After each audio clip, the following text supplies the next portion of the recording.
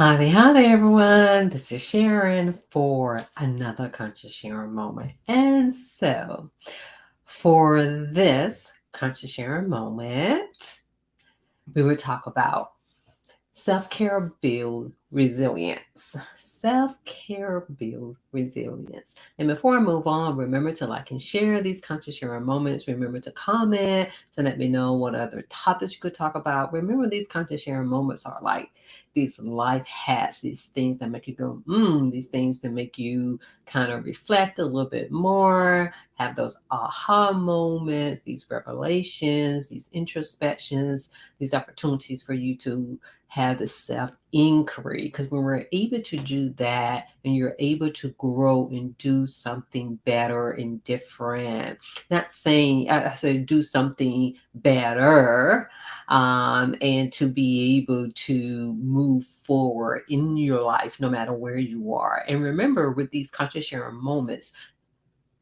it's because when it comes to self-care, it's a lifestyle. So it's not just at home, it's for work. It's not just at work, it's just for home. And so when you're integrating self-care into your life, you're integrating, the most magnificent parts of you, because we all have room for improvement. So on to the topic of the day is the conscious share moment. Topic is self-care builds resilience. And what I mean by that is when you are intentional about self care, it will help you overcome adversity in your life. And when it comes to different aspects of you, it will help you to identify those areas in your life that where you're good at. Focus on those parts.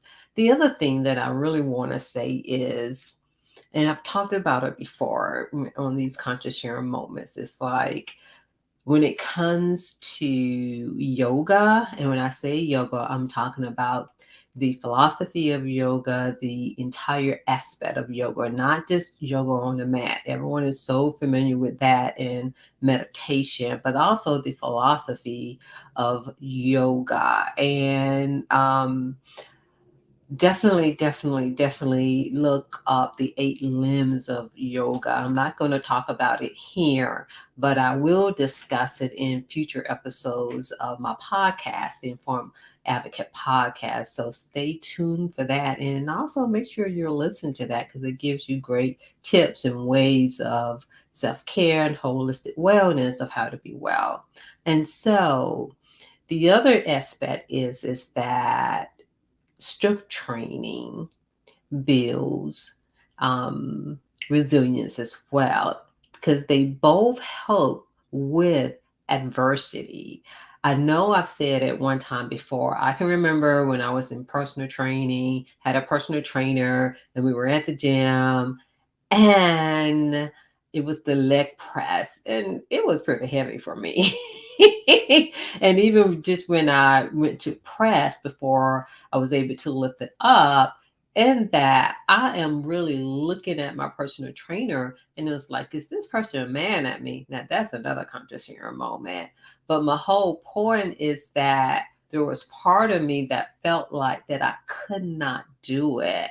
And but in the midst of doing it at that particular point, I came to realize, oh my, this is how we build resilience. And so when it comes to yoga, when it comes to personal training, those are two ways in which you can build resilience. Like sometimes I want to say they're a gentle and easy way. And I know sometimes depends on what's going on with you. You may say, oh, there's no way that this is easy. I can't even get out the bed. But just in saying that, the things that you do when you don't want to do them, that is building resilience. And like going back to yoga, even when you're on the mat and you're in a pose, in an asana that may be a little bit challenging for you or new, something that you never tried before, it's kind of like our mind can tell us a lot of different things. And at times they will talk us out of doing something. And sometimes it may not even be challenging. Sometimes it just may be new, but it's kind of like, oh, this is challenging because I've never done it before. And this is anything in life. And what yoga, all the aspects of yoga, and personal training does, it really helps you go through these adversities, because I can definitely when it came to both of them, yoga and personal training, or should I say strength training, in that they have been, like certain moves or exercises that were pretty tough. And all kind of things are going through my mind. So I'm pretty sure the same thing happens to you. But when it comes to experiencing the things that come up in life, that happens there as well, in that sometimes the messages that we have, the beliefs, the deep beliefs that we have, and then those emotional imprints, the samsaras, it can be activated. And especially if it's something negative, it will definitely want you to pull back. And so when it comes to building resilience, do the things that you don't want to do, because that will help you overcome the other things that fall, upon life, the storms of life. That it really does. It can't stop the storms from coming, but it can help with the side effects of the storm, the resistance of the storms, the impact of the storm. So the more that you put on yourself, I'm not talking about to the extreme, because that's another conscious sharing moment too, but more so when you're able to sit in a pose, or even just to breathe. For some individuals, it may be for a minute. For some individuals, it may be for 5 minutes. For some, 30, whatever it may be. But to be able to sit with yourself, to allow yourself to go through certain things, it really does build resilience and help you overcome adversity. So continue, to do those things that you have intentions of doing. It can be, okay, I am going to walk really fast for 5 minutes. And just in doing that, that really helps you, and to be consistent, even when it comes to writing something down, something, let's say 100 times, in one sense. I don't know if you all remember in being in elementary school. I don't know if they still do this or not. And sometimes the teacher will have you write something 100 times, more so as a punishment. But at the same time, it really does help you remember certain things and instill things within you. And so when you're able to write something down 100 times, or whatever it may be, it really put a imprint. So create your own emotional imprints. Do not always allow life to be able to do that, whether it's something positive or not. So again, when it comes to building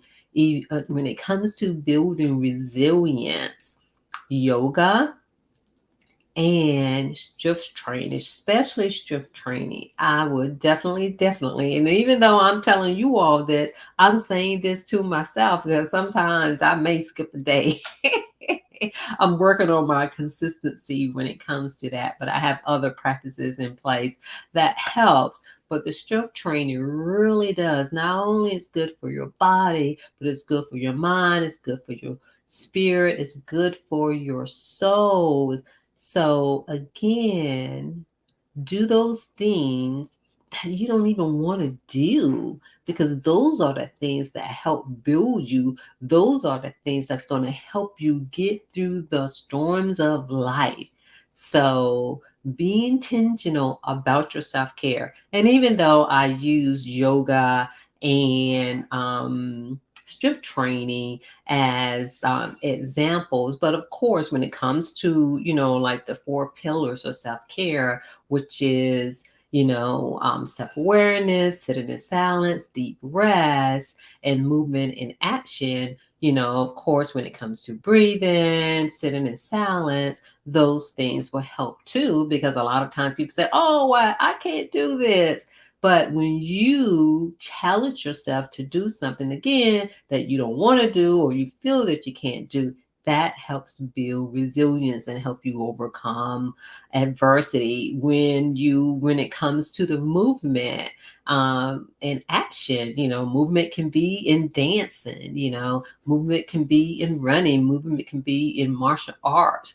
And so movement can be in painting. It can be in so many different ways. It can be, as I mentioned before, in writing. And so you get to choose those things. But one thing I can say again, when it comes to yoga and when it comes to strength training, those two are definitely wonderful ways of how you can practice. Again, you can practice in building resilience and overcome adversity. And so thank you for joining me for this conscious sharing moment. Remember to like and share, and remember to let me know what you think about this in the comments. What are your practices when it comes to building resilience and overcoming adversity? So again, thank you for listening.